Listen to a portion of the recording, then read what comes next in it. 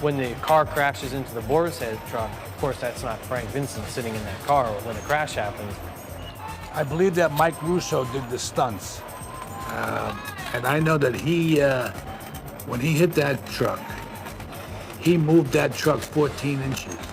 That's how hard he hit it. And then I had to get back in the car, and the safety bag was exploded. Then Jim came in and grabbed me, and did that final scene. When he got out of the car, he said,